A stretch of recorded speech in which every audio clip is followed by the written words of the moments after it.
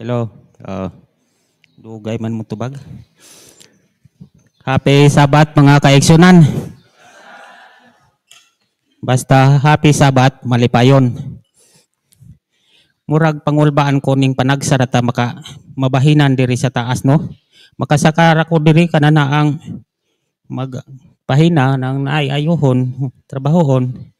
Pero yung nani panagsara gyud ko ka kuan mo na nga pangulbaan ko usahay kanang tagsara bitaw ta mabahinan. Mao na nga usahay musibat ko ngadto kog pigdaulan kay ron atong gyud tanan bahin. Atong pagkuman kay wa may laing mo dala. Pero karon atong pasalamatan ang Ginoo nga sa gihapon iya tang gihatagan og lugway sa atong kinabuhi no. Salamat usab sa minsay sa awit nga nagdasig, minsay sa alawiton nga nagingon nga you lead me Lord. Gigiyahan ta sa Ginoo nga nakaabot ta diri sa atong balay alampuanan no.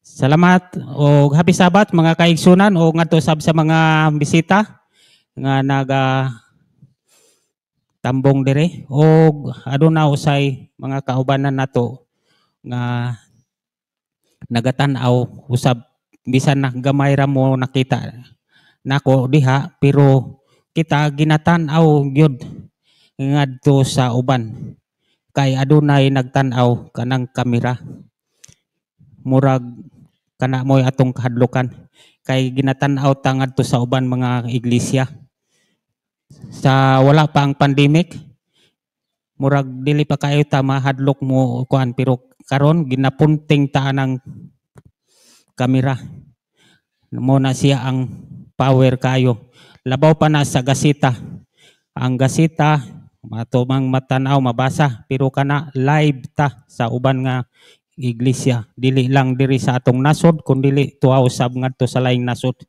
mao na nga mura og kuan ta ang akong bahin dire mao ang kanini ang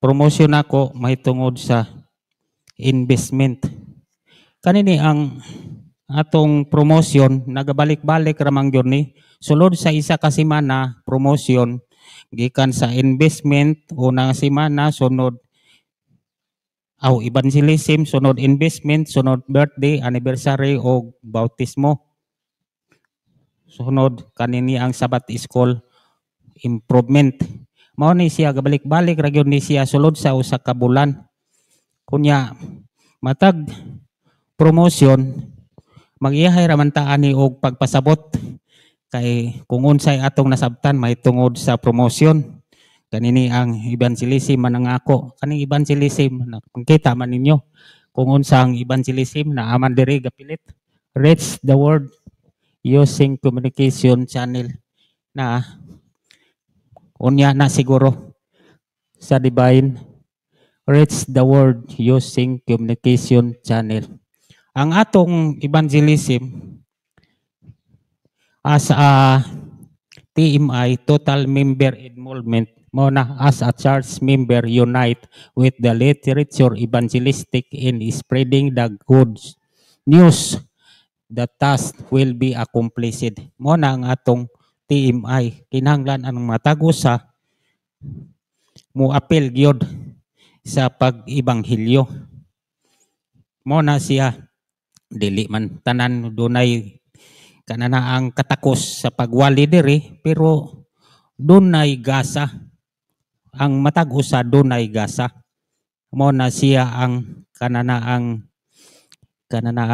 gasa niya mahitungod sa kaalam kahibalo parehas ganiha ang iyang kahibalo ang pagminsay sa alawiton o usa na siya kagasa bisan gani katuto ang babay dito sa atabay nga nakadungog ni pahibalo dayon ngadto siya bisan siya nakahibalo dayon si Cornelio, nakaminsahe dayon ngadto sa iyang mga sakop sa panimalay, iyang mga paryente, iyang mga higala, iya dayon gipahibalo nga naa na ang atong Ginoo propeta mao na nag-ebanghelyo. Pero sa dili pa ko mo basa sa balaang kasulatan, ato sa ido ko ang atong mga ulo lang sa pagampo.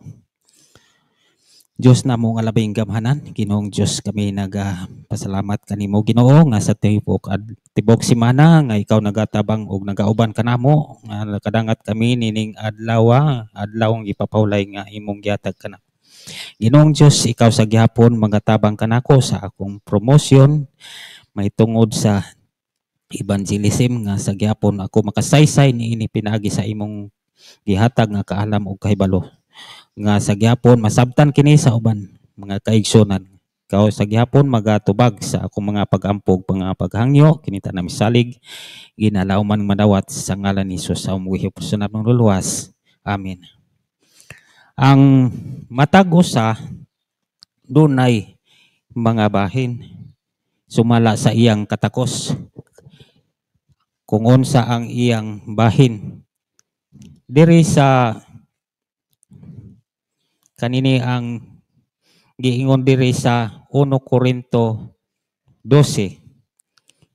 Kay ang lawas dili usa ka bahin lamang kun dili daghan.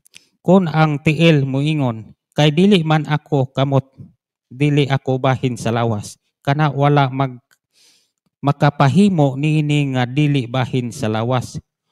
O kun ang dalunggan magaingon, kay dili man ako mata, dili ako bahin sa lawas. Kana wala makahimo niini nga dili bahin sa lawas. Kun ang tibuok lawas lonlon pa nga mata, asa naman ang pangdungog. Kun ang tibuok lawas lonlon pa dalunggan, asa naman ang panimaho.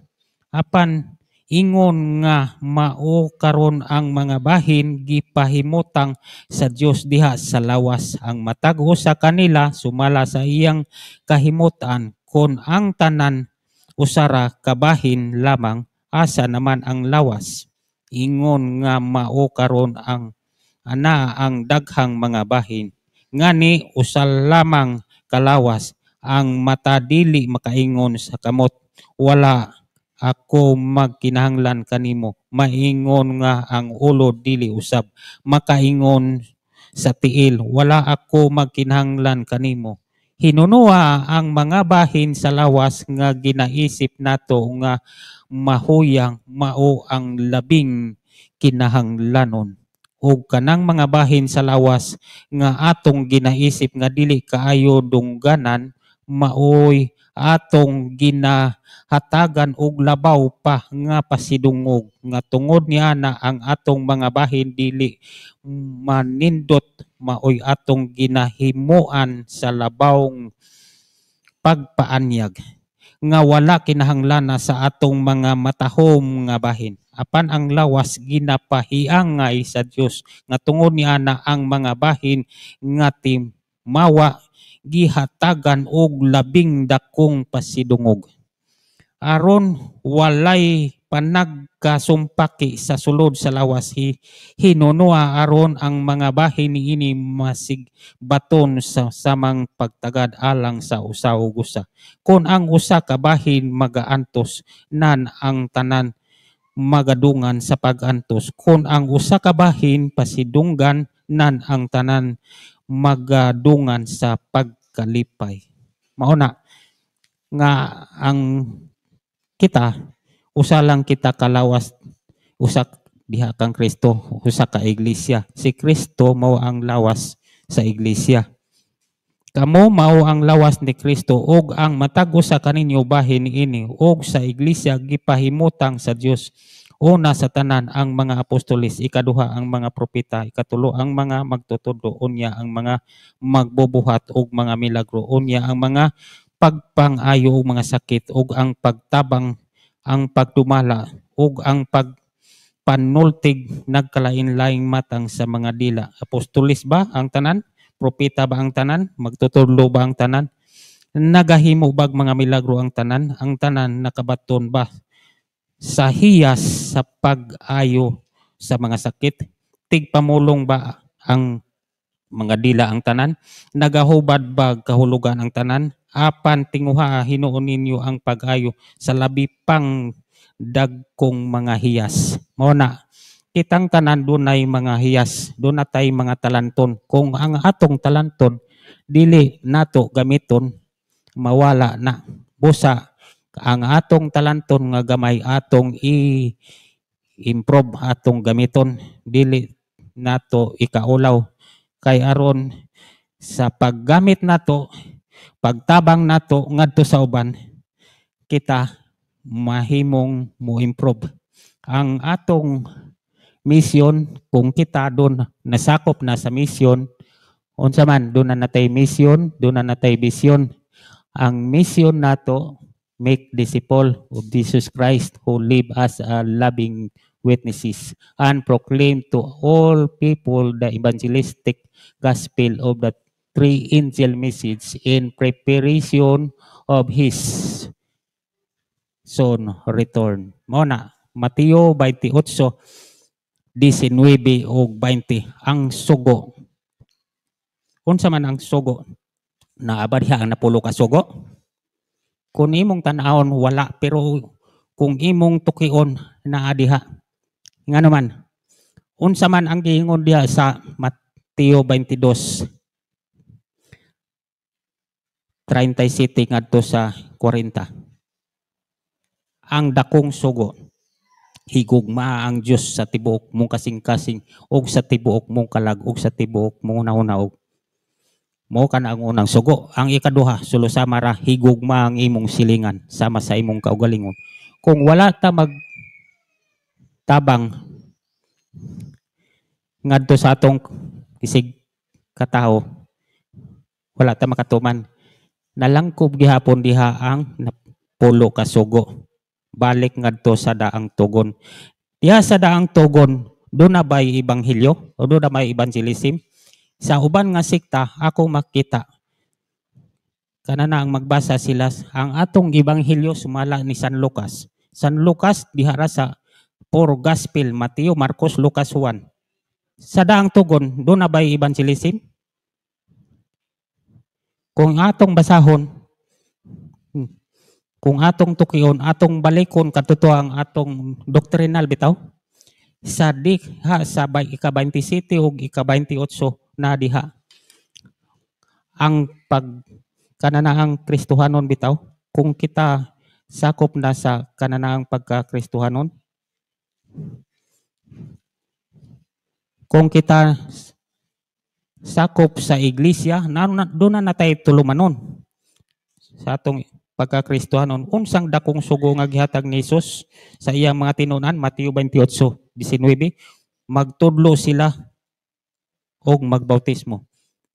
Siya gihatagan og sugo, dakong sugo. Mo na siya Mateo 28:19 ug 20, og ang vision mo na ang the harmony of Bible revelation of 70 Adventist. Mo na siya ang pagsangyaw sa maayong balita. Mo na siya ang unsa pang ubang importanteng tulumanon gisugo ni Jesus sa iyang katawhan. Juan 13:14, ang tulumanon sa paghinugasay. Unsa man ning anong maghinugasay man?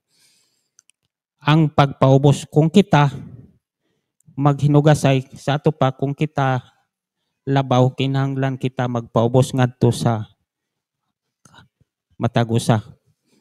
Kay si Jesus, bisan siya magtutudlo, ang iyang gihugasan ang iyang mga tinunan sa ilang mga tiil. Mo na nga sa ato pod pag kanana ang pagkatinunan, ato pong buhaton kanana kung unsa ang gihatag nga sulondan ni Jesus, ato pod nang buhaton.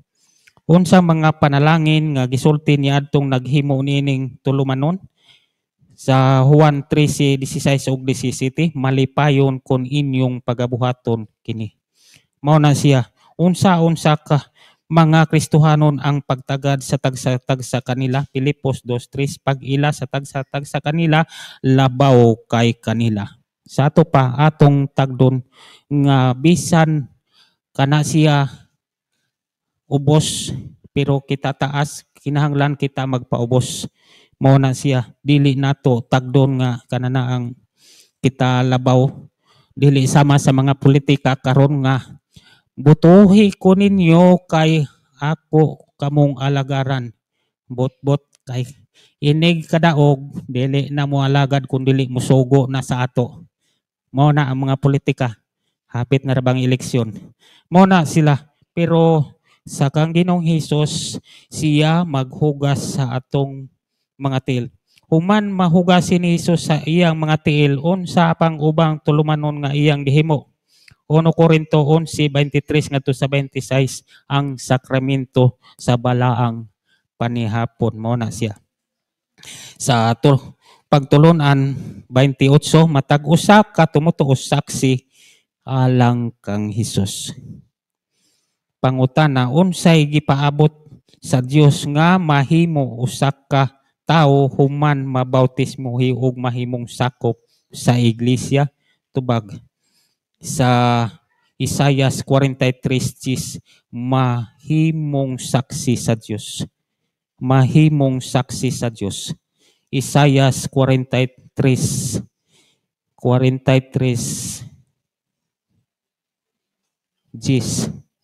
Isaias 43:10. Unsa may giingon diri? Kamu mao ang saksi. Kamu mao ang akong mga saksi mingon si Jehova ug ang akong alagad nga akong napili aron kamo makaila ug managtuo kanako ug makasabot nga ako mao siya una kanako walay Dios nga nahimo ni adunay mosunod kanako. Mao na ang mahimong saksi. Unsa pang buhat nga matuod nga gibuhat ni Hesus mahimong saksi. Diri sa Mateo 24:14 magwali sa maayong balita. Unsa may atong iwali maayong balita? Unsa may atong iwali wala tay kung wala tay nakatunan wala tay iwali wala tay kuan. Busa akong gihangyo nga mga kaisunan nga magtuon ta. Atong kuan kay para natay ikawali. Nag-ingon diya sa Tito 1:9. Kinahanglan mangupot kita pag-ayo sa kasaligang pulong nga ingon sa gikatudlo kanato aron makahimo kita sa paghatag og pagtulunan sa matarong tuluohan ug usab sa pagsaway kanila. Roma 1:16 kay wala ko igakaulaw ang maayong balita kay kini mao ang gahom sa Dios kaluwasan alang sa mga nagatuo una sa mga Hudyo sunod sa Gresiyanon usab mao na ang atong isangyaw maayong balita Roma 1:16. Kung wala tay nakatunan wala tay kasangyaw mo na nga magtuon ta sa atong leksyon mo na sinugdanan nga makatuon ta. Roma 15:4 kay bisan unsay ginasulat kaniadto ginasulat kini alang sa pagtuon kanato karon aron nga pinaagi sa pailob ug pinaagi sa paglipay makabaton kitag paglaom. Mao na nga atog yung gamito ng atong talento sa pagsangyaw sa mayong balita kay wala tay natun-an wala tay kasangyaw.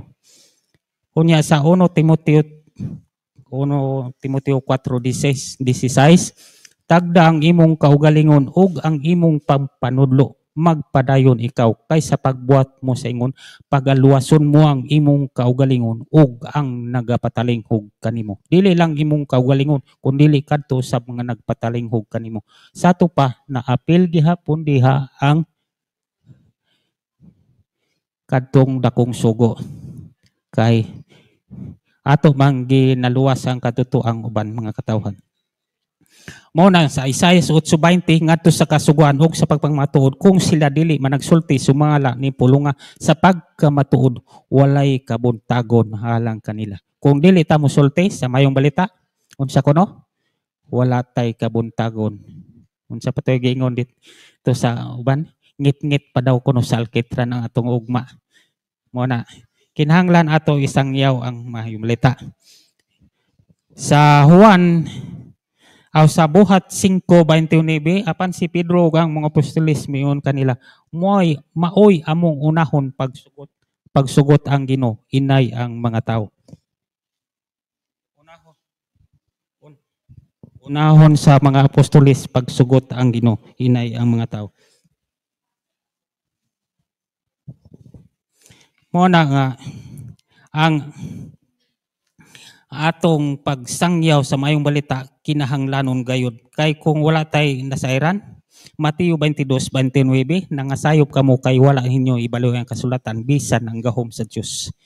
Osias 4:6 ang akong katawhan ginalaglag tungod sa kakulang sa kahibalo tungod kay imong gisalikway ang kahibalo iga salikway kusab ikaw aron ikaw dili mahimong saserdote kanako sanglit imong hingkalimtan ang kasuguan hingkalimtan kusab ang imong mga anak kung dili ta mo sangyaw sa atong nahibaluan dili lang atong kaugalingon kung dili apil pa atong mga anak nakingon diha sa Osias 4:6 mao na nga sa Deuteronomy 6:7 ug igatudlo mo kini sa dakong kakugi sa imong mga anak sa magalingkod ikaw sa imong balay sa magalakaw ikaw sa dalan ug sa imong paghigda ug sa imong pagbangon mao na ang gitudlo Deuteronomy 6:7 kinahanglan nga atong bansayon sa niaging simana ang atong mga batanon mayo na muwali kasaligan na gyud mayo na gyud mo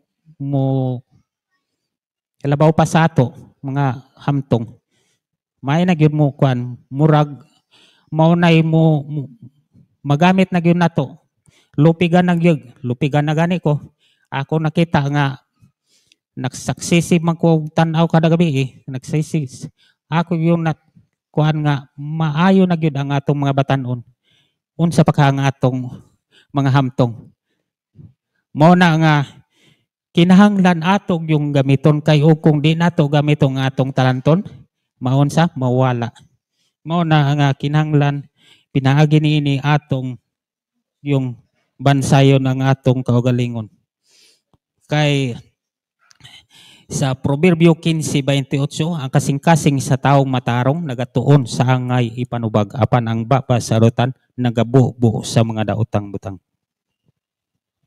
mao na siya kinahanglan magtuon ta Proverbio 19:2 ang kalag usab nga walay kabalo dili maayo ug kadtong mga dali sa iyang mga tiil nagapakasala mo na ang atong oras alas 9:20 pa murag kananang mahadlok ra ba dayon ko kanang nanay dayon mo ana o kananang tayman dayon tabitaw kamo na nga magdali-dali dayon ta kay aron mahuman mo na akong kalaayan pero bitaw kananang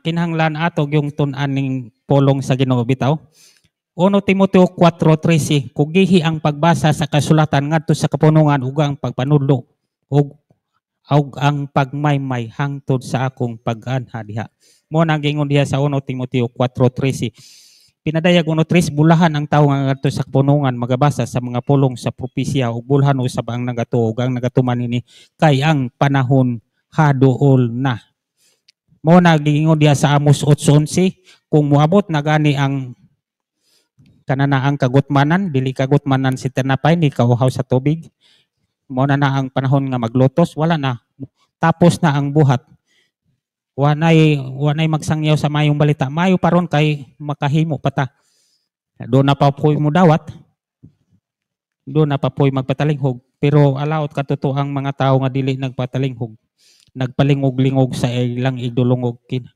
mo na nga kinahanglan atog yung tun-an pag-ayo kining maong balaang kasulatan kinahanglan magdasigay ta 1 Corinto 15:58 sa hinigugma kung nga igsuon magpakalig-on kamo dili matarog sa kanunay magmadagayaon sa buluhaton sa Ginoo sa nisayra ninyo nga diha sa Ginoo ang inyong pagpangabudlay dili gayud makawang Hebrehanon 10:23 sa walay pag-ukon-ukon pangusgan ta pagkupot ang atong paglaom na tinuhan kay kasaligan siya nga misaad kanato o mamalandong kita alang sa pagdinasigay sa usag-usa ngadto sa paghigugma o sa mga nga maayong binuhatan sa dili pagbiya sa atong panagtigom ingon nga ginabuhat sa pipila hinunua pagdasig sa usag-usa o ilabi na gayod sa makita ninyo nga ang adlaw sa paghukom nagakahiduol na. Kapit na gyud ang moabot kay na naman ta sa kananaang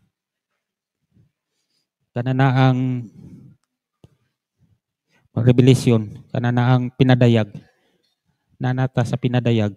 Mo na nga kinahanglan atong dalion.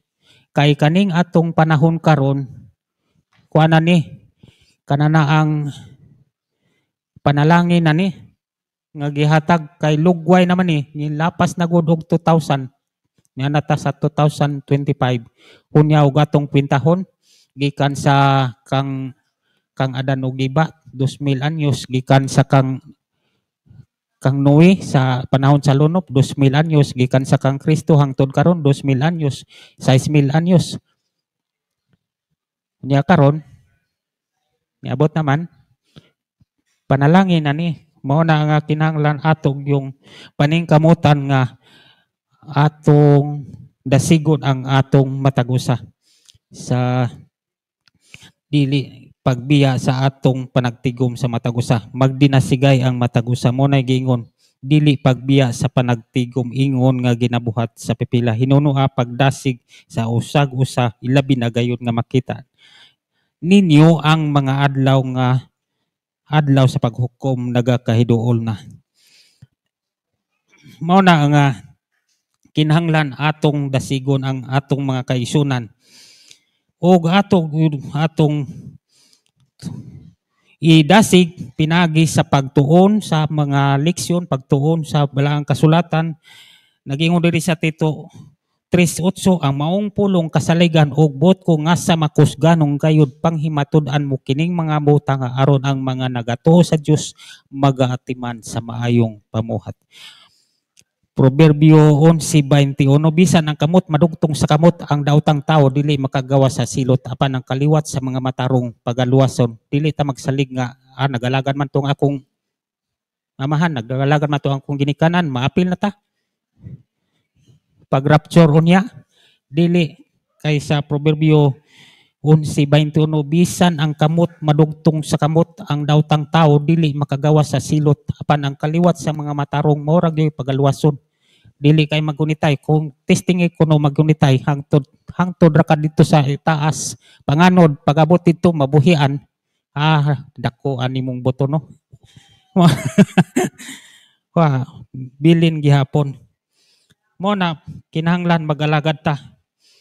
Proverbio 6:23 kay ang sugo mo sa kalamparan ug ang balawod mo sa kasuga ug ang pagbadlong mo sa kadalan. Kay ang sugo mo sa kalamparan ug ang balawod mo sa kasuga ug ang pagbadlong ug pahamatngon mo dalan sa kinabuhi. Panapos nga teksto Pilipos 4:9 buhata inyo nakatunan ug dandugan ug ang Dios sa kalinaw magauban kaninyo.